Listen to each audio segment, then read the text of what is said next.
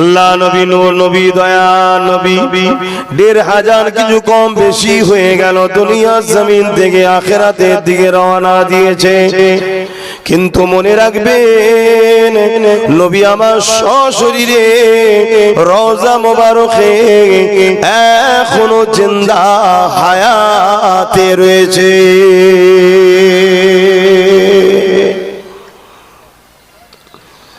আল্লাহ নবী নূর নবী দয়া নবী নবী আমার রওজা মোবারকে এখনো সশরীরে জিন্দা হায়াতে। এটাই তো আল্লাহ পাকের ক্ষমতা, তিনি হায়াতে রয়েছে এবং উম্মাত উম্মতীদের জন্য আজ নবী পাক আল্লাহ পাকের দরবারে কাঁদতেছে। প্রতিটা গ্রামের কথা বলুন, যদি ১০০টা মুসলমান ঘর থাকে ঠিক করে বলুন, ওই মসজিদে প্রতিটা ঘর থেকে একজন করেও লোক যদি নামাজ পড়তে যেত ১০০ জন হতো। মসজিদে ১০০ জন আজ নামাজে পাওয়া যাচ্ছে না, যায় না। আমি জিজ্ঞেস করছি, আপনারা বিরক্ত হচ্ছেন? এত বড় অন্যায় থাকার পরও আল্লাহ যে এখন আমাদের উপরে আজ জাতির মতো আযাব দেয়নি। আপনারা জানেন কি জানেন না, আজ জাতির উপরে আল্লাহ পাক কি আযাব দিয়েছিলেন? সামুদ জাতির উপরে আল্লাহ কি আযাব দিয়েছিলেন? কওমে লূতের উপরে আল্লাহ কি আযাব দিয়েছিলেন জানেন কি জানেন না? কোরআন তার গাওয়া দিচ্ছে, কওমে লূতের মানুষেরা নারীর সঙ্গে সম্পর্ক করার থেকে পুরুষে পুরুষে রিলেশন করাকে বেশি পছন্দ করত। দুঃখের সাথে বলতে হয় যেগুলো আমাদের শিক্ষিত সমাজে আজকে একদল মূর্খরা এগুলো অবাধে জায়েজ বলে দিচ্ছে, করাকে ভালো বলে প্রচার করতে লেগেছে।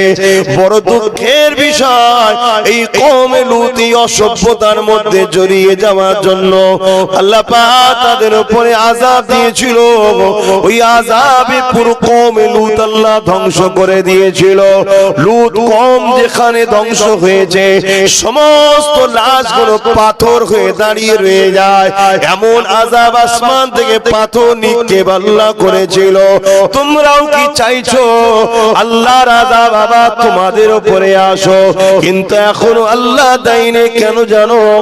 মদিনাওয়ালা যে তোমার আমার মধ্যেই রয়েছে, এই জমিনেই রয়েছে এবং তিনি তোমার আমার জন্য আজও কাঁদতেছে।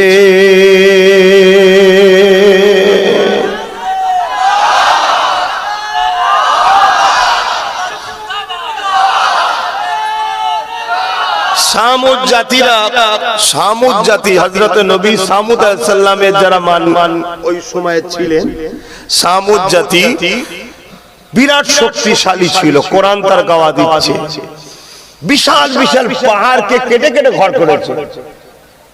আর এক একটা মানুষ ছিল, আমি বুঝাবো কিভাবে, ওই তাল গাছ দেখুন এর থেকে বড় বড় লম্বা লম্বা মানুষ ছিল, এত লম্বা লম্বা আর বিরাট তাকতওয়ালা মানুষ ছিল। সামুদ নবী যখন তাদেরকে যে বলে যে তোমরা এই আল্লাহ বিরোধী হয়ে থেকো না, তোমাদেরকে মালিক সৃষ্টি করেছে কি জন্য তোমরা জানো? তোমরা সেগুলো না করে এই যে ফিতনা ফাসাদ করছো, জুলুম করছো, গান বাজনা আনন্দ ফুর্তির মধ্যে রয়েছে, থেকে ফিরে আসো, না হয় আল্লাহ আযাব দেবে। তারা তখন বলেছিল লূতের উপরে যে আযাব দিয়েছে আমাদের ঘরে আল্লাহ আযাব দিয়ে রুখতে পারবে না। কেন? আমরা পাহাড়কে কেটে ঘর করে রেখেছি, আমরা পাহাড়ের মধ্যে লুকিয়ে থাকবো। হায় আজও আমাদের এলাকার কিছু মানুষকে দেখলে মনে হয় এরাও যেন ওই রকমই মনে করে যে এদেরকে মনে আল্লাহ মারতে পারবে না। কি এমন ভাবে দাদাগিরিতে ঘুরে বেড়াচ্ছে, এমন মস্তানি করছে। হ্যাঁ, আমার আল্লাহ একটা আওয়াজ দিয়েছিলেন, আওয়াজ। ওই আওয়াজ পাহাড়ের গুহার ভেতরে ভেতরে, ঘরের ভেতরে ভেতরে আস্তে আস্তে বাড়তে লেগেছে। বাড়তে বাড়তে বাড়তে বাড়তে এত বিকট হয়ে যায়, ওই আওয়াজে প্রত্যেকটা সামুদ জাতি লাঞ্চ ফেটে মারা যায়, ওই গুহার মধ্যে রয়ে যায়। ভয় করো আমার ভাইরা, ভয় ভয়।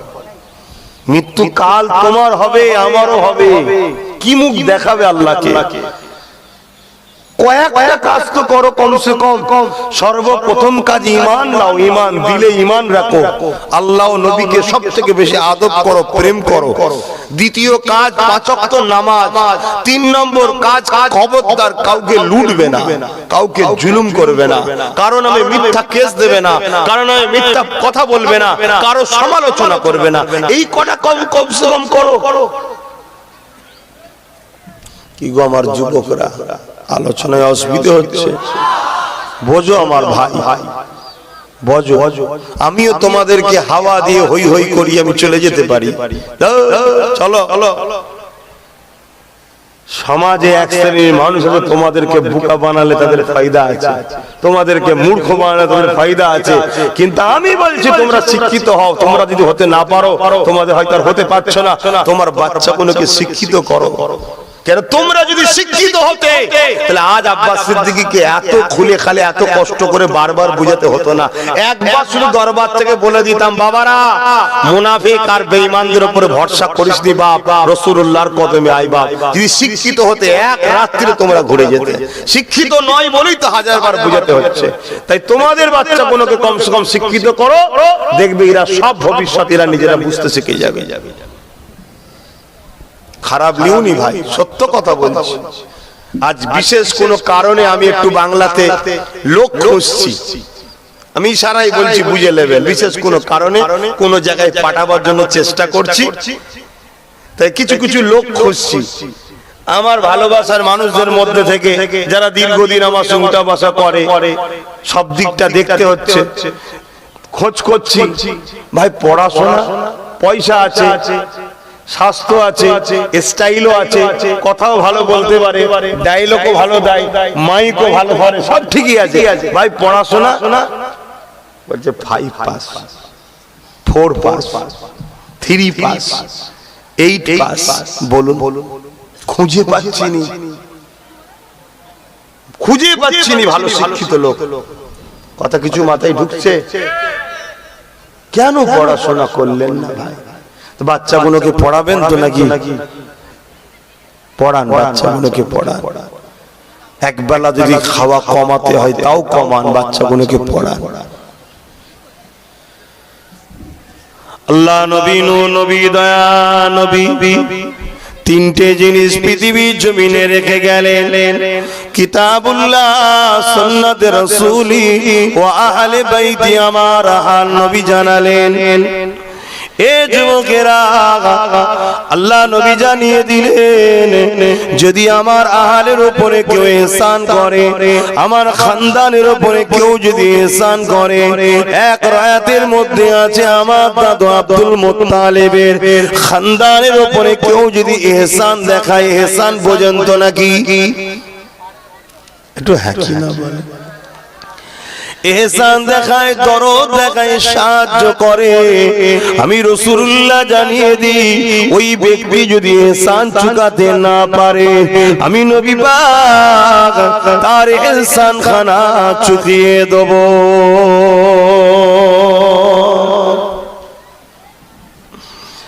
আল্লাহ নবীর গায়ে খবর এলো, রাইসুল মুনাফিক আব্দুল্লাহ ইবনে উবাই মারা গেছে। রাইসুল মুনাফিক, মুনাফিকের ঠিকানা কোথায় আপনারা জানেন? একটু আওয়াজ দিয়ে বলবেন কোথায়? না শুধু জাহান্নাম বললে হবে না, সব থেকে কঠিন জাহান্নামে ঠিকানা হলো মুনাফিকের। বেঈমানের থেকেও কঠিন জাহান্নামে যাবে মুনাফিক। মুনাফিক সবথেকে কঠিন জাহান্নামে যাবে।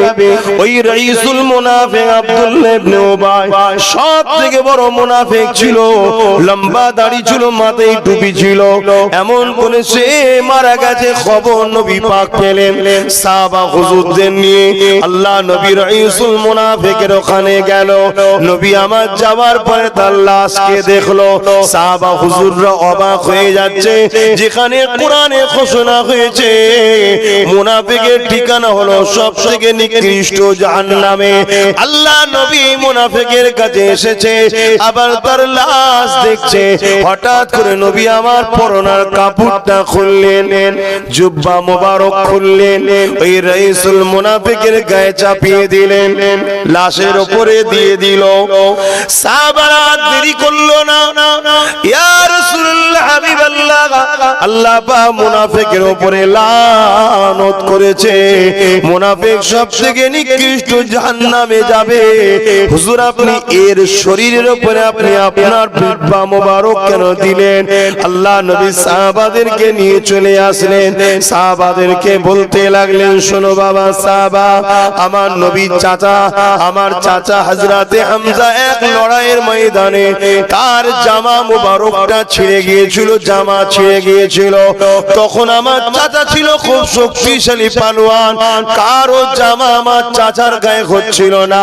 এই মুনাফিক জামা খুলে দিয়েছিল, এই মুনাফিকও ছিল বড় শক্তিশালী পালোয়ান, এই জামা খুলে দিয়েছিল আমার চাচাকে। কিন্তু আমার চাচা ওর ঋণকে শোধ করেনি, ইহসান চুকাইনে চলে গেছে। আমি নবী পাক বলেছিলাম, আমার দাদুর খানদান বা আমার খানদানের উপরে কেউ ইহসান করলে আমি নবী তার ইহসান চুকিয়ে দেব। আজকে এর ইহসান আমি চুকিয়ে দিলাম, কেননা এর জন্য তো আখিরাতে আর কোনো ইহসান চুকাবার নাই। কেননা এ মুনাফিক, যদি ঈমানদার হতো আমি নবী ইহসানের বিনিময়ে একে জান্নাতে নিয়ে যেতাম।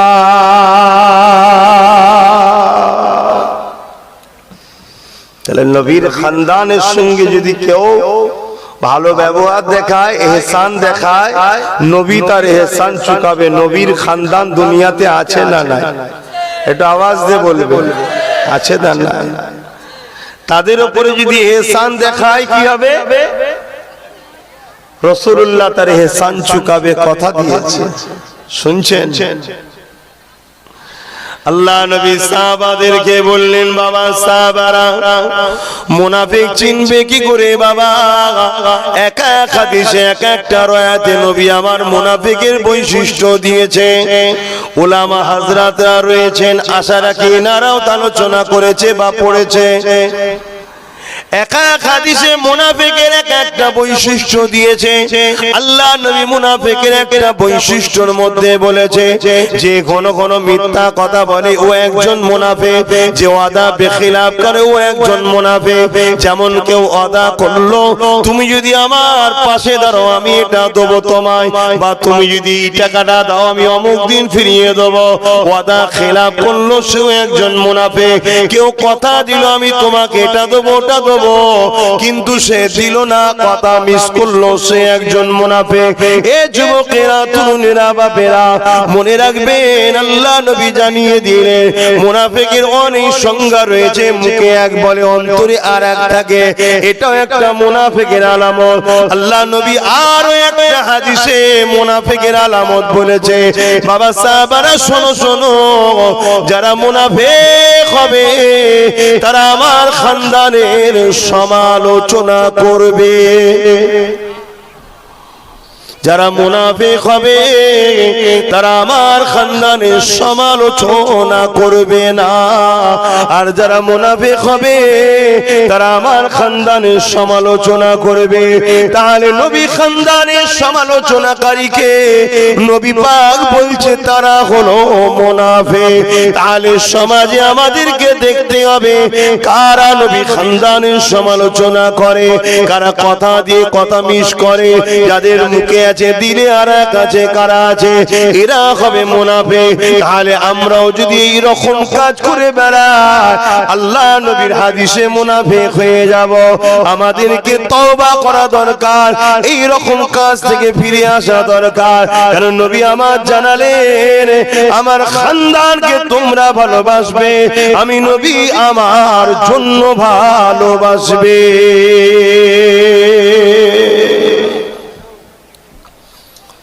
তিনটে জিনিস রাসূল লিখে গেছে, তার মধ্যে খানদানটা গেলে একটু আলোচনা করছে। অসুবিধা আছে? শুনতে অসুবিধা হচ্ছে কেন? আজ এ বিষয়ে যদি উলামা হযরতরা একটু বেশি বেশি আলোচনা করতেন, তাহলে আমাকে আর আলোচনা করতে লাগতো না। কথা বুঝতে পারছেন? আহা, খানদানের মর্যাদা আল্লাহ এত দিয়েছে, দরুদের মধ্যেও দেখুন লিখেছে আল্লাহুম্মা সাল্লি আলা মুহাম্মাদ ওয়া আলা আলে মুহাম্মাদ। আল্লামা হুজুরের কিতাব খুলে দেখুন, সেই কিতাবের মধ্যে হুজুর লিখছে আলে মুহাম্মাদ, নবীর খানদান, নবীর বংশ। জোরে বলুন সুবহানাল্লাহ। একটু আওয়াজ দিয়ে বলবেন নবীর বংশ কোনটা? নবীর বংশের নাম জানেন? একটু আওয়াজ দিয়ে বলেন। কুরাইশ। ফুরফুরা সিদ্দিক আকবর কোন বংশের? কুরাইশ। এরা নবীর খানদান। সুলতানে হিন্দ গরিবে নওয়াজ নবীর খানদান। ফারুকি যারা আছে তারা নবীর খানদান। আব্বাসি যারা আছে তারা নবীর খানদান। এগুলো হচ্ছে লাকাব, বংশ হলো কুরাইশ। জোরে বলুন সুবহানাল্লাহ। সৈয়দ যারা আছে এরা নবীর খানদান, এটা হলো লাকাব, বংশ হলো কুরাইশ। জোরে বলুন সুবহানাল্লাহ। এটা মনে রাখবেন, কেন বিয়াদব কখনো নসি বলা হয় না, বিয়াদব কখনো নসি বলা হয় না। আল্লাহ নবী দোয়া করলেন, আল্লাহ আবু জেহেল বা ওমর দুজনের মধ্যে একজনকে আমি রাসূলুল্লাহ আমার পাশে দাঁড় করিয়ে দেন, তাহলে বড় ইসলামের কাজ করতে বড় উপকারে লাগবে, ওসিলা হবে। আল্লাহ নবী দোয়া করতে লেগেছে। ঠিক এমন সময় দরজার গোড়ায় আওয়াজ, কে? ওমর এসেছে, খাত্তাবের বেটা ওমর। কি জন্য এসেছে? আলোচনার টেবিল হয়েছিল দারুন নাদুয়া বলে একটা জায়গা আছে মক্কা জমিনে। ওই জায়গায় বসে মক্কার সমস্ত শাসক তখন যারা ছিল, আবু জেহেল, উতবা, সাইবা, আবু লাহাব, এরা বড় বড় ক্রিমিনাল, গুন্ডা, সন্ত্রাস ছিল। যে ভাষাগুলো আপনারা বুঝবেন ওই ভাষাগুলো আপনাদের শোনাচ্ছি। এত অত্যাচার জালিম ছিল এই আবু জেহেল, উতবা, সাইবা, এই আবু লাহাব, এরা আমার নবীকে জানে মারতে চেয়েছিল। কেন মারতে চেয়েছিল? আল্লাহ নবী গরিবের পক্ষে ছিল, আল্লাহ নবী অসহায়ের পক্ষে ছিল, আল্লাহ নবী মাতৃভূমির ভালোবাসার পক্ষে ছিল, আল্লাহ নবী ইনসাফের পক্ষে ছিল, আল্লাহ নবী একত্ববাদের মধ্যে ছিল, আল্লাহ নবী বিধবাদেরকে আশ্রয় দিবার পক্ষে ছিল, আল্লাহ নবী অসহায়দের সাহায্য করার পক্ষে ছিল। এ যুবকেরা, তরুণীরা, বাপেরা, এই জন্য নবী পাককে মারতে চেয়েছিল। আজকে যদি সেই নবীর গোলাম হিসাবে কেউ যদি এই জমিনে গরিবের পক্ষে কথা বলে, অসহায়ের পক্ষে কথা বলে, এতিমের পক্ষে কথা বলে, রাত্রি ভূমির পক্ষে কথা বলে, আজকেও দেখবেন কিছু গুন্ডা, সন্ত্রাস, জালিম আছে, তাদের বিরুদ্ধে কথা বলে বলে বেড়াই না কথা বলো।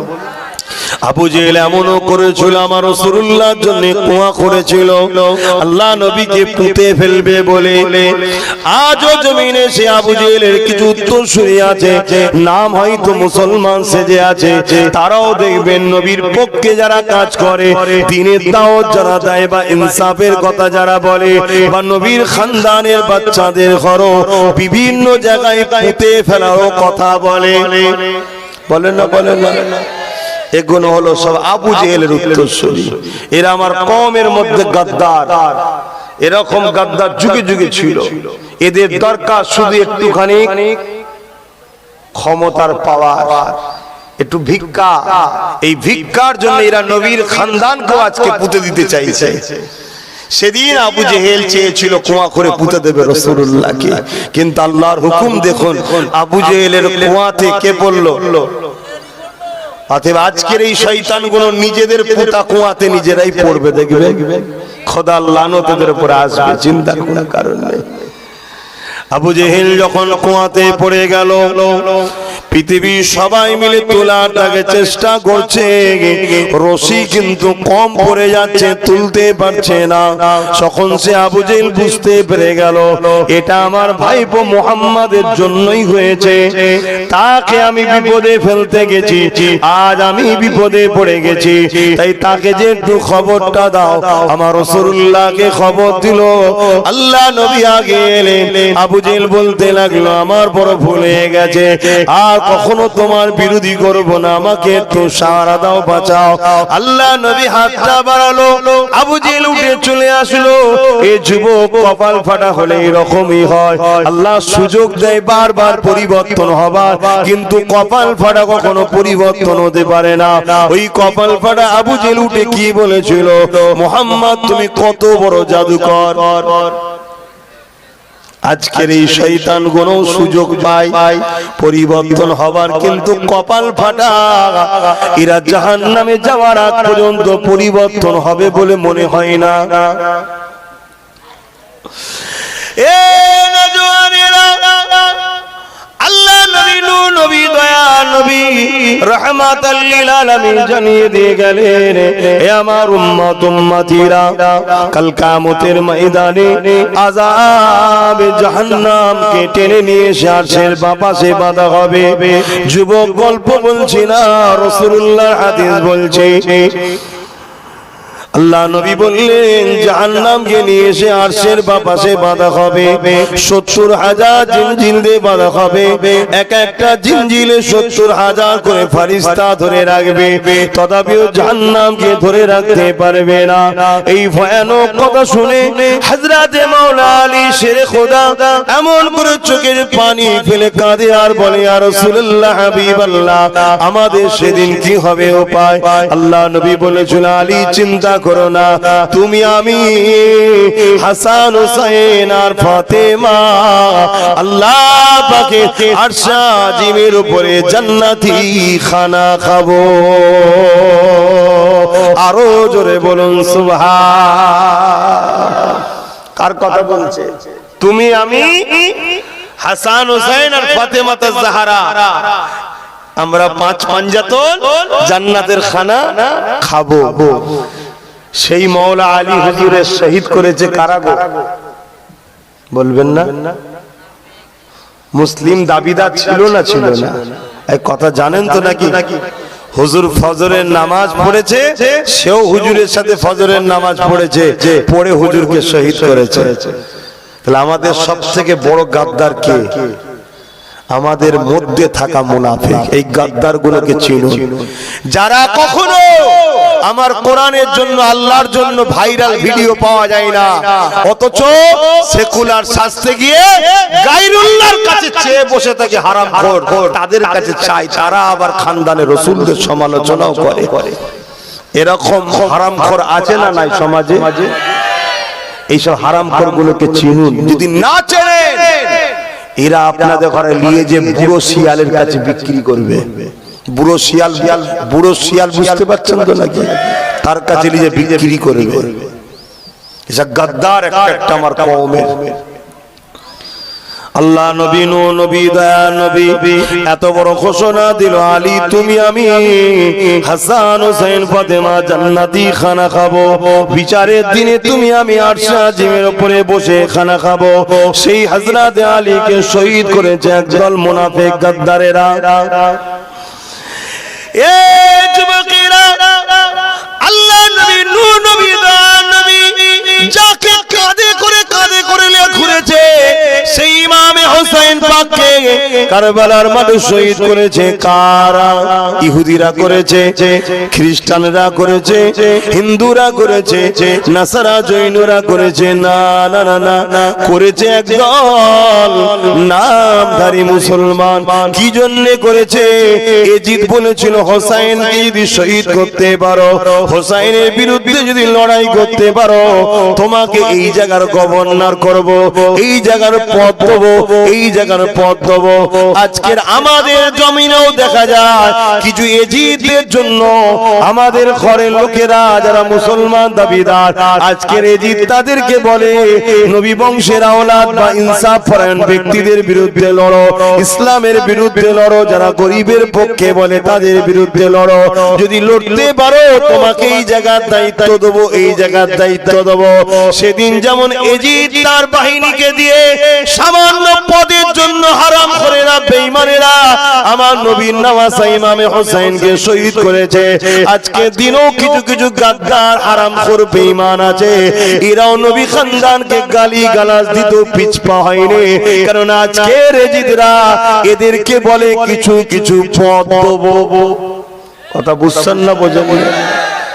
চিনুন, আমি শুধু চিনিয়ে দিয়ে যাচ্ছি। অনেকে মনে করে কারবালা শুধু ইমাম হোসেনের সঙ্গে হয়েছে, না, ওটা শুরু হয়েছে, কারবালা শেষ হবে ইমাম মেহেদী দ্বারা। জোরে বলুন সুবহানাল্লাহ। আর কারবালার কামিয়াবি আলহামদুলিল্লাহ আমাদের হবে। জোরে বলুন সুবহানাল্লাহ। ইমাম মেহেদী ফাতে হবে। জোরে বলুন সুবহানাল্লাহ। সেদিন শুরু হয়েছে, যুগে যুগে কারবালা ঘটবে। ওটা তো শিক্ষা আমাদের, ওটা তো শিক্ষা যে 22,000 বা 25,000 একদিকে সন্ত্রাস বাহিনী, কত এই ভাঙড়ে কাশীপুর এলাকার মানুষ জোরে জোরে বলো কত? 25,000 কাদের দিকে? এজিদের দিকে, সন্ত্রাসের দিকে। এজিদকে যে একটা জালিম, চোর, বদমাইশ, লুটেরা, চরিত্রহীন বাটপার নেতা ছিল, শাসক ছিল, তার নাম এজিদ। তা আমাদের সমাজেও কেউ যদি এরকম জালিম, অত্যাচারী, চোর, বাটপার থেকে সে আজকের এজিদ। কথা বুঝছেন না? বোঝেন না? এজিদ কে? এজিদ একটা চরিত্রহীনের নাম, এজিদ একটা মিথ্যাবাদ কাজ্জাবের নাম, এজিদ একটা লম্পটের নাম, এজিদ একটা শাসককে লুটার নাই, প্রজাদেরকে লুটার নাম। এজিদ নারীদের নিয়ে নাচ গান করে ফুর্তি আনন্দ দরবারকে বেজিয়ে রাখার নাম। এজিদ প্রজাদের ঘরে তার সম্পদ কেড়ে নিয়ে নিজে ধনী হবার নাম এজিদ। ইতিহাস বলছি বা গল্প বলছি না। এখন যদি আজকের কোন এজিদ এই ধরনের থাকে, তার গায়ে যদি লেগে যায়, আমি কি করতে পারি? তুই হারামখোর এজিদ হয়েছিস, দোষ নয়। তুই হারামখোর গাদ্দার হয়েছিস, চোর হয়েছিস, দোষ নয়। আর আমার কওমকে বলবো, এই এজিদের সাথ দিলে এজিদের সাথে জাহান্নামে যাবে, হোসেনকে পাবে না। আমার বাপ ভাই, আমার মা বোনদের ঘরে সতর্ক করা আমার দায়িত্ব আছে না? কিন্তু আজকের এজিদ কি করবে? তোকে জলসা করতে দেবো না, তোকে আসতে দেবো না।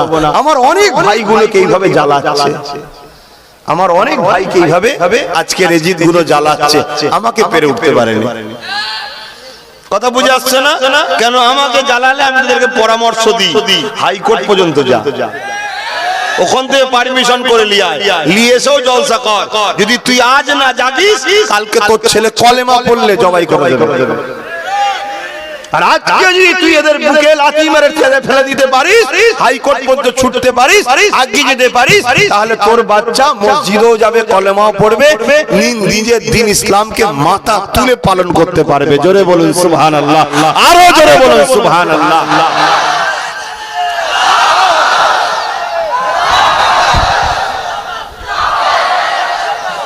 এই তাকবীরটা বেশি বেশি করে দেবে।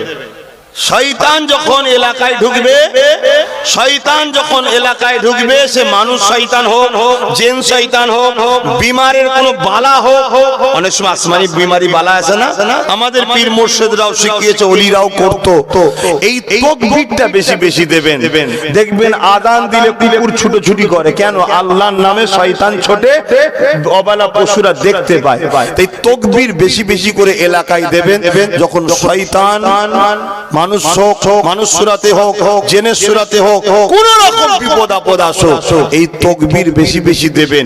এই তাকবীরে আল্লাহর নাম আছে, আল্লাহু আকবার, তার মানে আল্লাহ তিনি যিনি সব থেকে মহান। জোরে বলুন আল্লাহু আকবার, তিনি সব থেকে মহান, সব থেকে শ্রেষ্ঠ। এই তাকবীর যখন দেবেন, শয়তান দেখবেন তার দিল কমজোর হয়ে যায়, দুর্বল হয়। কথা বুঝে আসছে?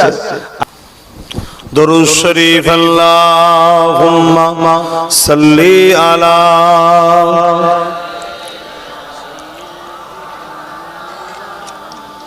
ওয়ালা আলি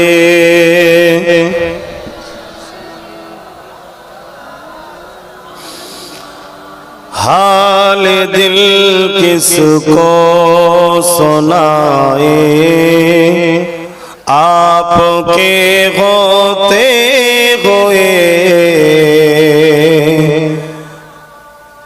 এটা কি মহল্লাই নাকি অন্য মহল্লা? আপনাদের মহল্লা না? हाल दिल किसको सुनाए आपके होते हुए क्यों किसी के दर पे जाए आपके होते हुए हाल दिल किसको सुनाए आपके होते हुए নবী ছাড়া আমরা কার কাছে যাব বলুন না? নবী আমাদের জন্য সবকিছু, আর নবীকে আমাদের জন্য সবকিছু যিনি বানিয়েছেন তিনি হলেন আমাদের আল্লাহ। জোরে বলুন সুবহানাল্লাহ। मैं गुलाम मुस्तफा हूँ, ये मेरी पहचान है। मैं गुलाम मुस्तफा हूँ, ये मेरी पहचान है। गम मुझे क्यों कर सताए आपके होते हुए क्यों किसी के दर पे जाए आपके होते हुए अपना जीना अपना मरना अब तेरी चौखट पे है। अपना जीना अपना मरना अब तेरी चौखट पे है। हम कहाँ सरकार जाए हम कहाँ सरकार जाए आपके होते हुए। अल्लाहुम्मा सल्ली अला सय्यिदना मौलाना मुहम्मद व अला आलिहि।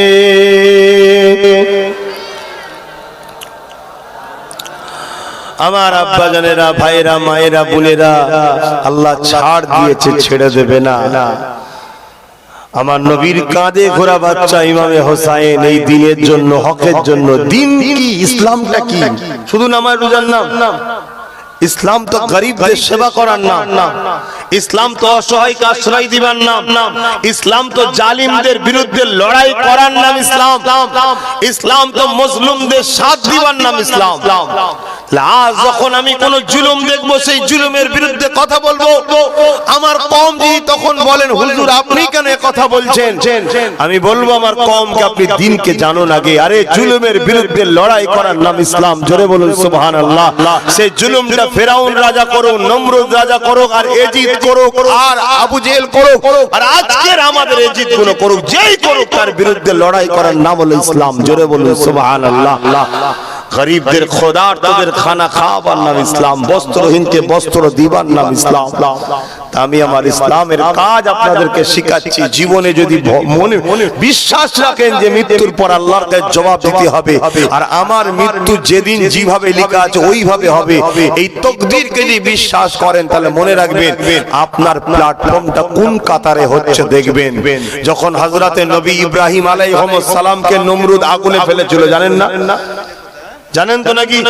তখন একটা পয়রা, এই পাখি পয়রা ছিলেন তো, ওই পয়রা নিজের চোঁচ করে পানি নিয়ে মুখে করে ওই আগুনে দিচ্ছে। তখন সবাই হাস্যকর হয়ে বলেছিল, যারে তোর চোঁচের আগুনের পানি দিয়ে এই বিশাল আগুন কি বন্ধ হবে নাকি? তখন পয়রাকে আল্লাহ মানুষের নাই জবানে কথা বলার ক্ষমতা দিয়েছিল। আল্লাহর ক্ষমতা আছে না নাই? জোরে বলুন আছে না নাই? তখন সে বলতে লেগেছে, শোনো, আমিও জানি আমার এই চোখের আগুন দ্বারা পানি বন্ধ হবে না। কমসে কম কিয়ামতের দিনে আমি আগুন লাগানে ওয়ালাদের মধ্যে নয়, আগুন বোঝানোওয়ালাদের মধ্যে, এটা প্রমাণ করার জন্য আমি করছি। জোরে বলুন সুবহানাল্লাহ। অতএব তুমি আমি কি করব, কি দূর যাব না যাব, এ জানার তোমার আমার দরকার নেই। তোমার আমার একটাই জানা দরকার, কমসে কম আমি জালিমদের সাথে নেই, আমি দেশদ্রোহীদের সাথে নেই, আমি সন্ত্রাসদের সাথে নেই, আমি অত্যাচারীদের সাথে নেই, আমি চরিত্রহীনদের সাথে নেই, নেই, আমি খুনিদের সাথে নেই, আমি এতিমদের লুটে যারা তাদের সাথে নেই, যারা গরিবের ঘরকে ভাঙে তাদের সাথে নেই, যারা রোজাদারদের ইফতারে লাথি মারে তাদের সাথে আমি নাই। আমি রয়েছি কাদের সাথে? আমি আছি অসহায় গরিব দুঃখীদের সাথে আছি। আমি আছি খানদানের রাসূলের পিছনে আছি। জোরে বলুন সুবহানাল্লাহ, আরো জোরে বলুন সুবহানাল্লাহ। যদি আপনি কবরকে বিশ্বাস করেন, যদি জাহান্নামকে বিশ্বাস করেন, মৃত্যুর পরে উঠাবে হবে বিশ্বাস করেন, তা মজবুত হন, মজবুত হন, আরো মজবুত হন। কেন আমাদের লক্ষ্য থাকবে মান আহাব্বা লিল্লাহ ওয়া আবগাদা লিল্লাহ ওয়া আতা লিল্লাহ ওয়া মানআ লিল্লাহ ফাকাদ ইসতাকমালাল ঈমান। শুনছেন? ভালোবাসবো আল্লাহর জন্য, দুশমনি করবো আল্লাহর জন্য, আত্মীয়তা করবো আল্লাহর জন্য, বিচ্ছেদ হবে আল্লাহর জন্য। কথা শুনছেন? সেই হবে প্রকৃত ঈমানদার, তাকেই তো দেবে আল্লাহ জান্নাতে। জোরে বলুন সুবহানাল্লাহ। আমার বাপ ভাইয়েরা, নওজওয়ানেরা, আবার বলি শোনো, গুনাহগারের মাপ আছে, গুনাহগারের মাপ আছে, বেঈমান মুনাফিকের মাপ নাই। বেঈমান গাদ্দার মুনাফিকের মাফ নাই, এটা মনে রাখবে। মুনাফিকের মাফ নাই, বেঈমান গাদ্দারের মাফ নাই, মনে রাখবে। গুনাহগারের মাফ আছে। আমরা যদি গুনাহ করে ফেলি আল্লাহ আমাদেরকে ক্ষমা করবেন, কথা দিয়েছেন। যদিও জাহান্নাম না খাটিয়েও ক্ষমা করতে পারেন, যদি ক্ষমা না করেন শাস্তি দিয়ে হলো একদিন না একদিন জান্নাত দেবেন, যদি ঈমান থাকে। জোরে বলুন সুবহানাল্লাহ। যাদের দ্বারাই পৃথিবীতে দিন প্রচার হলো, ইসলাম প্রচার হলো, দাড়ি প্রচার হলো, টুপি প্রচার হলো, মসজিদ প্রচার হলো, মাদ্রাসা প্রচার হলো, কোরআন প্রচার হলো, দিন প্রচার হলো, যাদের পরিবারের দ্বারাই, তাদের ঘরে একটা ছেলে যখন দাঁড়িয়ে তোমাকে বলে এইদিকে আসো, তুমি তার ডাককে অবহেলা করে কোন জালিম বেঈমানের পিছনে তুমি ছোট, আর তুমি ছুটে বলছো আমি নবীর উম্মত। এই কথা শুনছেন না শোনেন না? তুমি ছুটে বলছো নবীর উম্মত। আবার কিছু কিছু গাদ্দার ছোটে না, শুধু বেঈমানদের পিছু ছোটে তা নয়, আবার বেঈমানদের হয়ে এই হক ন্যায়ের পক্ষে যারা ডাকে এদের বিরুদ্ধে লড়াইও করে।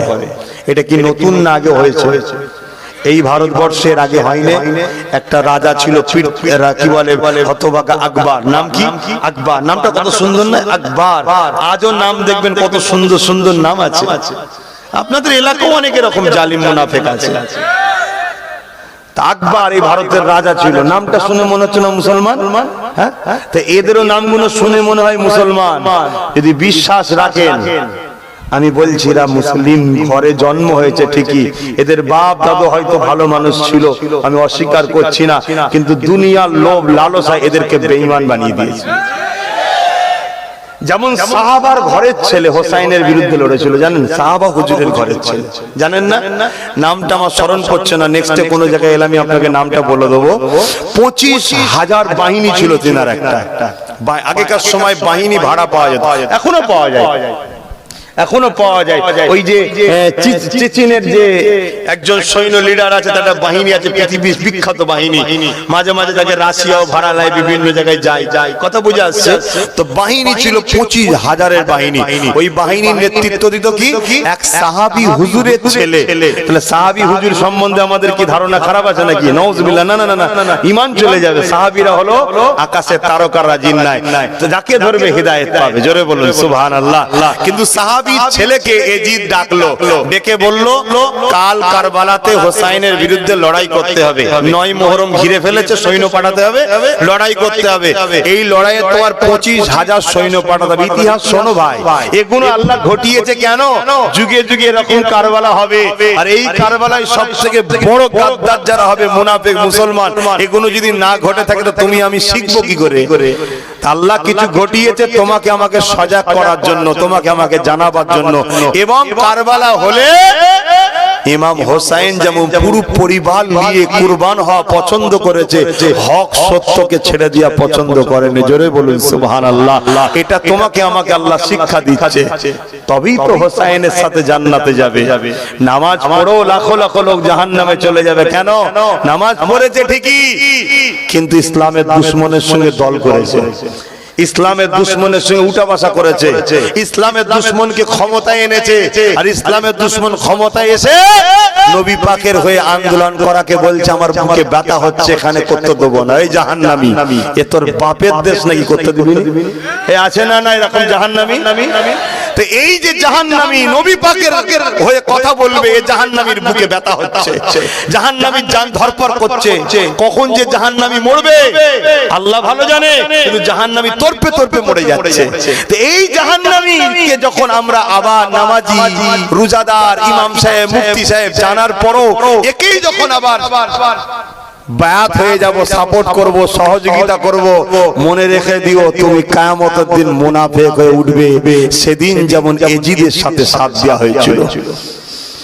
এই সাহাবীকে ডেকেছে, সাহাবীকে ডেকে বলছে যে তোমার 25,000 বাহিনীকে নিয়ে এজিদ কি বলে সাহাবীর ছেলেকে বলছে হোসাইনের বিরুদ্ধে কাল কারবালায় যেতে হবে, লড়াই করতে হবে।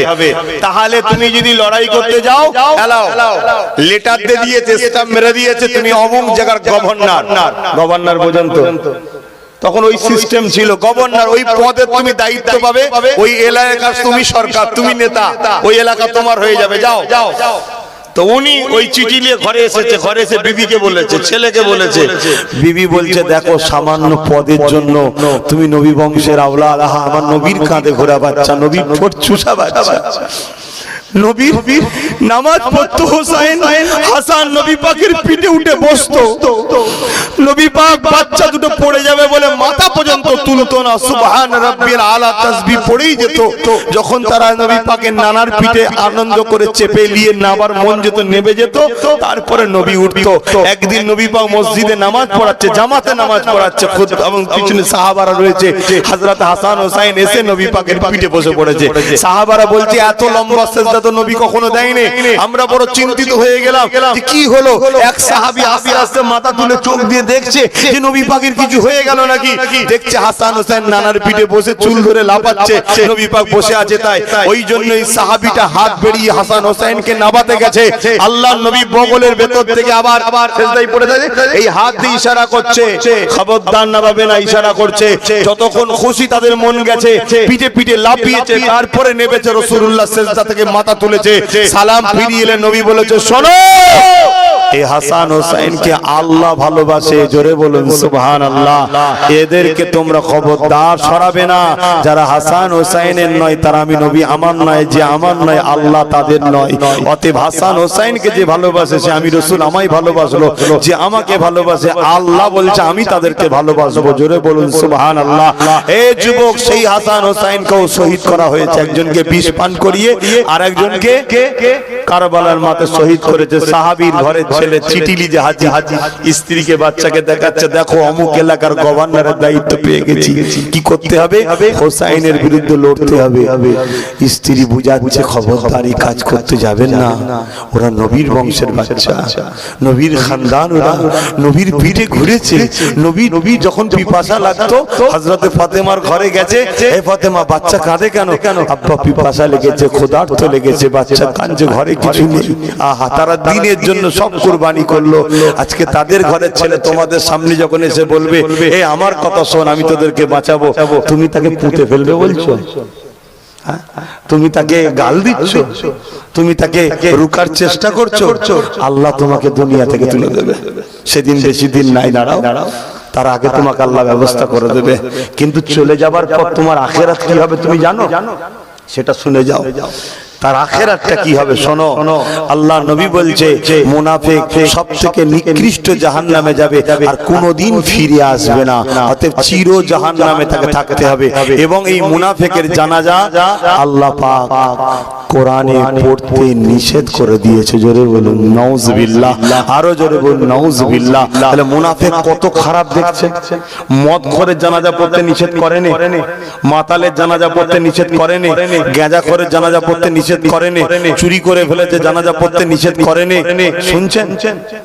কিন্তু মুনাফিকের জানাজা আল্লাহ কোরআনে নিষেধ করে দিয়েছে। মুনাফিক কে? রাসূল বলল যারা আমার খানদানের সমালোচনা করে এরাও মুনাফিক। আমি বলিনি, বাপ রাসূল বলছে নিবার হন নিন, না নিতে পারেন তো বহুত পস্তাতে হবে। তো ভাইরা আমার, স্ত্রী বুঝালো, স্বামী বুঝালো, এই কি বলে বাচ্চারা বুঝালো, বেচারির মাথাটা একটু ঠিক হলো। সাহাবী ছেলের মাথা ঠিক হলো যে না, দরকার নেই, সামান্য পদের জন্য কি করব, আমি লড়াই করতে যাব না। যেই খবর পাঠিয়েছে আমি যাব না, অমনি বলল তাহলে তোমাকে কি বলে গভর্নরের যে দায়িত্ব দেওয়া হলো, ওই গভর্নরের লেটারটা ফেরত দাও, ওই জায়গায় অন্যজনকে বসানো হবে। পদ এমন লোভের জিনিস, শুধু বলা হলো তোকে যদি দিতে চাই তোকে কাজ করে দেখাতে হবে, না কাজ যদি করতে পারিস তাহলে তোর জায়গায় অন্যজনকে দেবো। হারামখোর যদি হয় সে সঙ্গে সঙ্গে কি করলো, ঘর বাড়ি গরিবদের ভাঙচুর করে ওপরের বেঈমান নেতাকে দেখাচ্ছে, জানোয়ার মার্কা নেতাকে দেখাচ্ছে, দেখো আমি কত বড় শক্তিশালী, এখানে সব শেষ করে ফেলেছি সামান্য পদ নিবার জন্য। আজও হচ্ছে না, হয়নি? ওই সময় যখন বলল গভর্নরের চিঠি ফেরত দাও, তখন সে বলল না আমি যাব, লড়াই করতে গেল। সাহাবীর ঘরের ছেলে, শুনছেন, লড়াই করতে গেল, লড়াই করতে গিয়ে এজিদের পক্ষে দাঁড়িয়ে মারা গিয়ে জাহান্নামে গেল। চিঠিও বেকার হয়ে গেল, পদও বেকার হলো, জাহান্নামে চলে গেল। শুনছেন বাপ? আজকেও তোমাকে আমাকে ব্যবহারের জন্য আজকের এজিদ গুলো কাজে লাগায়, জায়গাটা শক্ত করার জন্য কাজে লাগায়। শক্ত হয়ে গেলেই এমন একটা ছলে বলে কলে কৌশলে এমন একটা জায়গায় ঝগড়া লেগে দেবে, অনেক বড় জায়গায় আঘাত হয়ে যাবে, লাস্টে ঘর ছেড়ে ঘুরে ঘুরে বেড়াতে হবে। কথা বুঝেছে? সব দেখবে পালাবে। অতএব তোমরা আমার কওমের মানুষ, তোমাদেরকে আমি বুঝাই ভালোভাবে চলো, রাসূলুল্লাহকে মানো, নবীর জীবনী পড়ো, সাহাবাদের জীবনী পড়ো, কিভাবে দুনিয়ায় জীবন যাপন করবে সেগুলো পড়ো। আর সর্বশেষ কথা, মুনাফিক চেনো। মুনাফিক যদি চিনতে না পেরেছো বাপ ভাইরা, আমি তোমাদেরকে বলে যাচ্ছি বহুত বড় বিপদ তোমাদের উপরে আসছে। যেমন প্যালেস্তাইনে হলো, কেন এত বড় বিপদ হলো প্যালেস্তাইনের উপরে? তারা মুনাফিক চিনতে পারলো না, তারা মুনাফিক চিনতে পারলো না। না চিনতে পারার জন্য দুশমনকেই দুধ কলা খাইয়ে, বড় জামা কাপড় দিয়ে, শিক্ষা দিয়ে বড় করে করে মাথার উপর তুলে রাখলো। 80 বছর যেই হয়ে গেল, দুশমন এবারে সেই ঘরেরই বোম মেরে আর করে বাচ্চাগুলোকে সব হত্যা করে দিল। ছোট্ট ছোট্ট বাচ্চা, প্রায় 8,000-এর উপরে বাচ্চা। এটা হিসাবে আরো কত গেছে আল্লাহ জানে, মেরে দিয়েছে। কথা বুঝে আসছে? কারা মারলো? যাদেরকে এই মুসলমানরাই দুধ কলা খাইয়ে বড় করে, তাদেরকে কাপড় দিয়েছে, তাদের অধিকার দিয়েছে, তাদের কিছু ছিল না, তাদেরকে মাথায় তুলেছে, তাদেরকে আজকে মারছে। ঠিক দুর্দশা আমাদের ওই দিকেই যাচ্ছে। দেখো দেখো, আমরাই যাদের জন্য লড়ি, যাদের জন্য আমরা চিৎকার করি, আমরাই গলা ফাটাই, আমরা তাদেরকে তাদের ক্ষমতা করে দিই, তাদের জায়গাকে আমরাই শক্তিশালী করে দিই। আর তারা বারবার গিয়ে আমাদের ছেলেগুলোকে মূর্খ বানায়, আমাদের ছেলেগুলোর রুজিকে কেড়ে নেয়, আমাদের ছেলেদের জীবিকাগুলোকে কেড়ে নেয়, আমাদের ছেলেদের ঘরে কেস দিয়ে ভরে দেয়। কমসে কম 75%, 45% মুসলমান আজকে বিনা দোষে গ্যাঁজার কেসে জেল খাটছে। কাদের দ্বারা? আব্বাস সিদ্দিকীর দ্বারা না, যাদেরকে আপনারাই বাহবা করে মাথায় তুলেছিলেন তাদের দ্বারা। এই গাদ্দার চেনো, মুনাফিক চেনো, যদি না চেনো আগামী দিন বহুত পস্তাতে হবে। যদি জানতাম এরা শুধু তোমার আমার জমি জায়গা ঘর বাড়ির পিছনে রয়েছে, তাও এত বুঝাতাম না। এরা শুধু তোমার আমার জমি জায়গা ঘর বাড়ির পিছনে না, এরা এর থেকেও দামি সম্পদ তোমার আমার মধ্যে যেটা আছে ওটাকে কেড়ে নিবার চেষ্টা করছে। ওই দামি সম্পদটা হলো ঈমান। ঈমান, আল্লাহর প্রেম, নবীর প্রেম, আল্লাহ পাকের ভালোবাসা, নবী পাকের ভালোবাসা, এরা ওটাকেও কেড়ে নিবার চেষ্টা করছে। আমার বাপ ভাইয়েরা, নামাজের সময়ের দিকে খেয়াল করতে হবে, নামাজ পড়তে হবে। তবে মনে রাখবেন, হযরতে ওমর ফারুক হুজুরকেও শহীদ করেছিল একদল নামাজিরাই, মুনাফিক তারা। তাহলে নামাজ পড়ে হচ্ছে মুনাফিক। মুনাফিক চিনতে গেলে সবথেকে বড় জিনিস হচ্ছে রাসূলের প্রেম আছে কিনা দেখতে হয়। নবীর প্রেম যাদের হৃদয়ে আছে তাদেরকে কখনো মুনাফিক বলা যায় না। আর নবী বলছে আমার জন্য মুমিনরা কখনো আমার খানদানকে সমালোচনাও করবে না। জোরে বলুন সুবহানাল্লাহ। তাই নবী বললেন প্রত্যেকটা মুমিন জান্নাতে যাবে। জোরে বলুন সুবহানাল্লাহ। তাই বাপ ভাইরা, আল্লাহ নবী, নূর নবী, দয়ার নবী কত কষ্ট করেছে এই দিনের জন্য। এরা আমাদের যদি শুধু জমি জায়গার পিছনে পড়ে থাকতো, আমাদের চাকরি বাকরি শিক্ষার পিছনে পড়ে থাকতো, তাও নাই জানতাম। এদের লক্ষ্য এগুলো প্রথম কারার পরে মানুষের যখন অভাব হয় তখন মানুষ পেটের জ্বালায় হয় হাত পাতবে, নাই নোংরা কাজে নেমে যাবে, তাই না? তো বলুন, তাহলে তাকে দ্বারা খারাপ কাজও করানো যাবে, ঠিক না বেঠিক গো?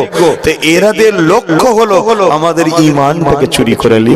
যদি ঈমানের মামলা না থাকতো, আল্লাহকে সাক্ষী রেখে বলছি, আমি আব্বাস সিদ্দিকী এত ইন্টারেস্ট দিতাম না, এত ইন্টারেস্ট দিতাম না। এত ইন্টারেস্ট দিচ্ছি কেন? এই জন্যই দিচ্ছি আমার দাদা পীরের মুরিদদের এবং আমার নবীর উম্মতিদের ঘরের ছেলেদের ঈমান গুলোকে লুটার জন্য এরা ষড়যন্ত্র করতে লেগেছে। যেমন আবু জেহেল করেছিল, মক্কা জমিনে মেলা দিত, কাজের মেলা। ওই মেলাতে ছেলে মেয়ে সবাই এক জায়গায় হতো, ওই আনন্দ ফুর্তি করে বেড়াতে লাগতো। সেখানে গরিবের ঘরের ছেলে মেয়েদের কেনা বেচা হতো। এ যুবকেরা, তরুণীরা, বাবেরা, এরা যদি আমাদের ঘর বাড়ি জমি জায়গা পিছনে শুধু যদি পড়ে থাকতো, এত চিন্তা থাকতো না। কেননা ঘর বাড়ি জমি জায়গা যদি না থাকে, কিছুদিনের কষ্ট হবে, 30 বছর, 40 বছর, 50 বছর। আর ঈমান যদি না থাকে, চির জাহান্নামের আগুনে পড়তে হবে। জাহান্নামটা কেমন হবে? জাহান্নামের আগুনের রংটা হবে কালো।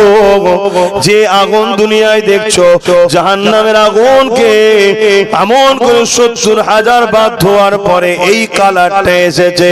মনে রাখবে, জাহান্নামীদের ঘরে যে লেবাসটা পরানো হবে, ওই লেবাস যদি আসমানে টাঙিয়ে দেওয়া হয়, দুনিয়াতে মানুষ গন্ধে বাঁচতে পারবে না।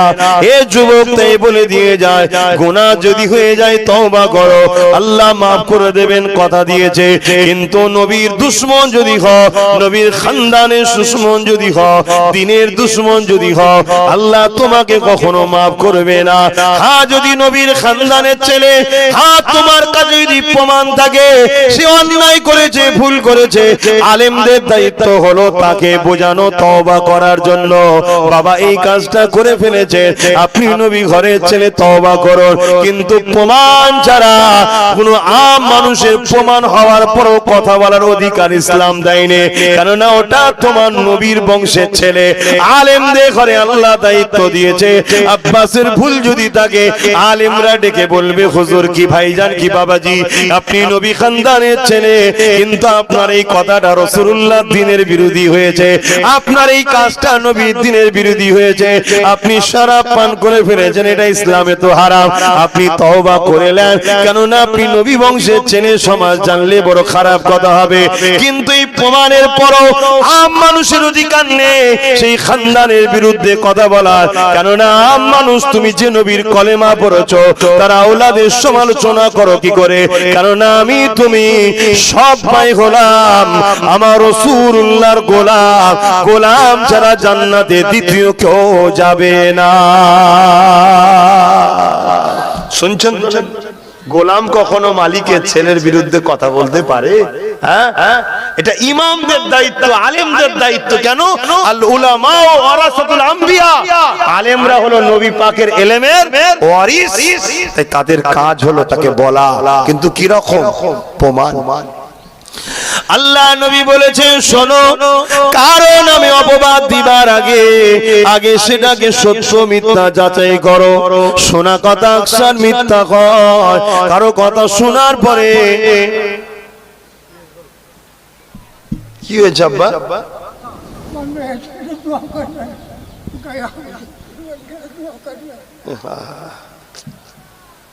আল্লাহ,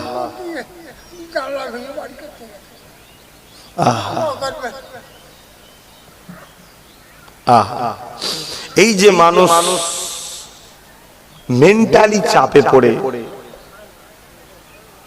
আত্মহত্যা করছে, সুসাইড করছে, এর কারণটা হলো ইসলাম না থাকার জন্য। ইসলাম যদি থাকে যত বড়ই চাপ পড়ুক নিজের জানকে কখনো দেবে না। কেন? সে যখনই কিছু বিপদে পড়ে সঙ্গে সঙ্গে সে রাসূলুল্লাহকে ফলো করে, নবীর উপরে দরুদ পড়ে, আমার নবী জিন্দেগিকে স্মরণ করে। কথা বুঝে আসছে বাপ ভাই? কত মানুষ কত দুঃখের মধ্যে আছে, আল্লাহ এই বাপের অন্তরে শান্তি দেন, বলুন আল্লাহুম্মা আমিন। আমি আমার যুবকদের আবার বলি, তোমরা যেটাকে আনন্দ মনে করে ছুটছো ওটা আনন্দ নয়। তোমরা যে পৃথিবীটাকে আপন করে নিচ্ছ এই পৃথিবী তোমাকে শান্তি দেবে না। শান্তি আমার রাসূলুল্লাহ দিতে পারে, কেন নবীকে আল্লাহ এমন ভাবে বানিয়েছে তার ফলকারী ছাড়া শান্তি পাওয়া যায় না। আসেন নামাজের দিকে আগাবো, তার আগে আর একটু বলে দিয়ে যায় অসুবিধা হচ্ছে, আমার বাপ জান গুনোর অসুবিধা হচ্ছে। আব্বা জান বোঝেন এই দুনিয়ায় সব থেকে আপনার আপনকে আল্লাহ রাসূল, অন্য দ্বিতীয় কেউ আপন নয়, আল্লাহ ও রাসূল তিনি হলেন সব থেকে বড় আপন। সন্তান আপন ঠিকই কথা, কিন্তু এটা দুনিয়ার পরীক্ষার জিনিস। আল্লাহ ও রাসূলকে ছেড়ে সন্তান আপন নয়, আল্লাহ ও রাসূলের দেখানো রাস্তায় সন্তান হলো আপন। বাপ মা আপন নয়, সব থেকে আপন হলো আল্লাহ ও রাসূল। আল্লাহ ও রাসূলের দেখানো রাস্তাতে বাপ মা হলো আপন। যাদের হৃদয় আল্লাহ ও রাসূল নাই তাদের ঘরের বাপ মা সম্মানও নাই। বেশি বাপ মা দেখুন বৃদ্ধাশ্রমে পড়ে আছে। এ যুবকেরা, তরুণীরা, বাপেরা, এ নবী পাকের প্রেমিকেরা, মনে রাখবেন পৃথিবীর ইতিহাসের একটা ইতিহাস আপনাদের বলে দিয়ে যায়। একটা রাজার কাছে নবী পাক যখন চিঠি পাঠালো, তুমি প্রজাদের উপরে জুলুম বন্ধ করো, তুমি প্রজাদের উপরে অত্যাচার বন্ধ করো, মানুষকে শোষণ করা বন্ধ করো, মানুষের উপরে অত্যাচার করা বন্ধ করো। সেই পারস্যের রাজা তখন আমার নবী পাকের চিঠিটাকে ধরে টুকরো টুকরো করে ফেলে দিল। আল্লাহ নবীর সাহাবা এসে বললেন, ইয়া রাসূলুল্লাহ, হাবিবাল্লাহ, পারস্যের রাজা সে আপনার চিঠিটাকে টুকরো টুকরো করে ফেলে দিয়েছে, যেটা আমাদেরকে বড় দুঃখ লেগেছে। আল্লাহ নবী বললেন, শোনো বাবা সাহাবারা, ওই রাজা আমার চিঠিকে শুধু টুকরো টুকরো করে ফেলেছে তা নয়, আমি রাসূলুল্লাহ বলে দিই সে তার রাজত্বটাকে টুকরো টুকরো করে দিল। শোনো, আমার নবী বললেন রাজত্ব টুকরো টুকরো করে দিল। কয়েকদিন যেতে না যেতে ওই রাজার সন্তান ছিল একটা, এরকম জালিম আপনাদের এলাকাতেও পাওয়া যাবে, দেখবেন। কথা বুঝে আসছে? সেই রাজার সন্তান ছিল একটা, সে কি করলো, তার অভ্যাস ছিল খুব নোংরা অভ্যাস, চরিত্র খারাপ ছিল। কথা বুঝে আসছে? বুঝাতে পারছি তো নাকি? আমার নবীর পিরিয়ডের কথা শোনাচ্ছি আপনাকে, তারিখে হাদিস শোনাচ্ছি, মন দিয়ে শোনেন। এখন ওই বাপ মন স্থির করলো যে ছেলেটাকে রাস্তা থেকে সরাতে হবে, না ছেলের জন্য আমার বড় অসুবিধা হচ্ছে। কেন? এমনও দিন গেছে যে নারীর কাছে বাপ আজ যায়, ছেলে পরের দিন যায়। আর বেশি খুলে বলতে পারবো না, বুঝলেন? বুঝতে পেরেছেন? এই জন্য বাপ চাইছে ছেলেটাকে সরাতে, ছেলেটাও ভাবছে বাপটা তো অনেক দিন হয়ে গেল, অনেক রাজত্ব চালিয়েছে, বুড়োকে সরাতে হবে, আমি সব দখল করবো। শুনছেন না খোদার মার কিভাবে নবীর চিঠি ছিঁড়েছে? না নবীর চিঠি ছিঁড়েছে কিভাবে খোদা মারছে দেখো। আর তুমি নবীর খানদানকে যদি ছিঁড়তে চাও, তোমাকে খোদা মারবে না মনে হচ্ছে? আমার ঈমান বলছে মারবে। আপনাদের কি মনে হচ্ছে? আপনাদের কি মনে হচ্ছে? আমার ঈমান বলছে মারবে, এই বিশ্বাস আমার আল্লাহর উপর আছে। তাই তো আজও হাসি খুশিতে ঘুরে বেড়ায়। এত গাল খায়, এত জুলুম হয়, এত কিছু হয়, তাও ঘুরে বেড়ায়। কেন? যে আমার আল্লাহ আছে। টাইম যখন হবে তিনি সব থেকে উত্তম টাইম জানে, ঠিক সাইজ করবে। তো ছেলেও ঠিক করছে বাপকে সরাতে হবে, বাপ ঠিক করছে ছেলেকে সরাতে হবে। ছেলে মনে ঠিক করে যে আজ কোনো কথা নেই, ঘরে যাব, ওকে সাইজ করে দেবো। রক্তের গরম যন্ত্র, আর বাপ দেখছে আমি তো গায়ের জোরে পারবো না ছেলের সাথে, তা কি করা যায়? ও এক লোকের কাছে বুদ্ধি নিয়েছে কি করা যায়। তো একজন বলেছে এক কাজ করো, শিশিতে বীজ দাও আর লেবেল লাগা হচ্ছে তাকত বাড়াবার দাওয়াই। আশা করছে সব বুঝতে পেরে গেছে, তাকত বাড়াবার দাওয়াই লিখে দাও। বাপ বলছে ঠিকই বলেছো, নিজের টেবিলে রাখবে, ছেলে আসবে দেখবে খাবে মরে যাবে মিটে যাবে। বাপ এক প্ল্যান করেছে, লিয়ে দাওয়াই লিয়ে হাজির, ঘরে ঢুকেছে, ছেলেও এসে হাজির। তখন সবার কাছে অস্ত্র থাকতো, তরোয়াল থাকতো। এটা তৎকালীন সময় যারা ক্ষমতাশালী তাদের কাছে থাকতো, নিয়ম ছিল। তরোয়াল বার করেছে, বাপকে ঝেড়ে দিয়েছে, হাত থেকে এখন শিশিটা পড়ে গেছে। পড়ে যেতে লিখা দেখছে তাকত বাড়াবার দাওয়াই। ছেলে বলছো তুমি তাহলে এই খেয়ে বেড়াতে না, দাঁড়াও বলে খুলেছে আর খেয়ে ফেলেছে। কি হলো ভাই? তাহলে এক দেশের বাপ ছিল রাজা, সেও মরল, একমাত্র ছেলে সেও মরল। প্রজাদের মধ্যে বিক্ষিপ্ত থাকে না থাকে না? মন্ত্রী সবার মধ্যে লোভ লালসার লোক থাকে না থাকে না? যেমন আমরাও অনেকে জানি লোভে লোভে সব ঘুরছে, তাই না? অনেকে লোভে লোভে কখনো এই দল থেকে ও দলে লাভ মারছে, কখনো এই দল থেকে এই দলে লাভ মারছে না? যাদেরকে কত ভালোবেসে আমরা আপন করে সব তকবির দিয়েছিল, স্লোগান দিয়েছিল, সব ঝাঁপ মেরে অন্যদিকে গিয়ে এখন আমাদের বিরুদ্ধে বলছে না, বলেন? তা এখন যেগুলো আছে সেগুলো যে ঝাঁপ মেরে কালকে আমার বিরুদ্ধে বলবেন, এর কি মানে আছে? কথা মাথায় ঢুকছে? এগুলো সব লোভী, এদের কিচ্ছু বোঝে না, শুধু লোভ দরকার।